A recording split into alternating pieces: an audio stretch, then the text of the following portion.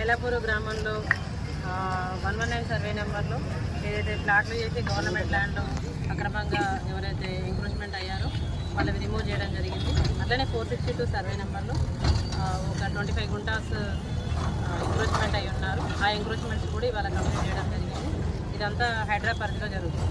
ఈరోజు ఎన్ని నిర్మాణాలు కూల్చేశారు మేడం?